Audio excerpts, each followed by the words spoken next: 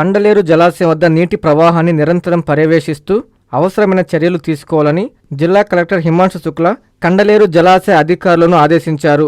దిత్వా తుఫాను నేపథ్యంలో భారీగా కురుస్తున్న వర్షాలకు కండలేరు జలాశయానికి ఎగువ నుంచి వరద నీరు వచ్చి చేరుతుంది. ఈ నేపథ్యంలో కండలేరు జలాశయాన్ని కలెక్టర్ పరిశీలించారు.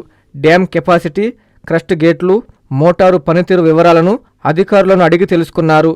ప్రస్తుతం కండలేరు జలాశయంలో 60 టీఎంసీల నీరు ఉందని, ఎటువంటి ఇబ్బంది లేదని ఎస్సీ సుబ్రహ్మణ్యేశ్వరరావు కలెక్టర్కు వివరించారు.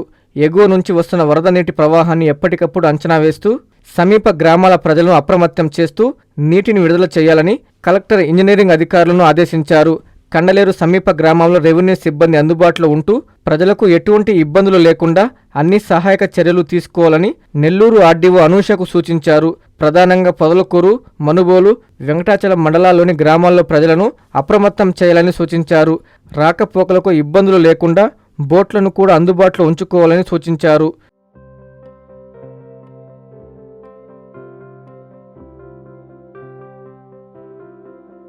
ఆంధ్రప్రదేశ్ ఇంటర్మీడియట్ విద్యార్థులకు మరియు తల్లిదండ్రులకు నమస్కారాలు. ఆంధ్రప్రదేశ్లో బిగ్గెస్ట్ ఎడ్యుకేషనల్ ఎక్స్పో ఇప్పుడు మన నెల్లూరులో నేషనల్ ఎడ్యుకేషనల్ కన్సల్టెంట్స్ అసోసియేషన్ వారి తరపున డిసెంబర్ 13 మరియు 14వ తేదీల్లో అనిల్ గార్డెన్స్ లో నిర్వహించబడుతుంది.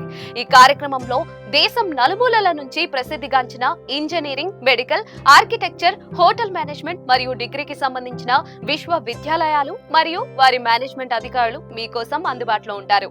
వారితో మాట్లాడి మీకు ఉన్నత విద్య గురించి ఉన్న సందేహాలు, ఉన్నత విద్యా అవకాశాలు, విశ్వవిద్యాలయాల్లో ఉన్న సదుపాయాలు మరియు ఫీజు వివరాలు తెలుసుకోగలరు.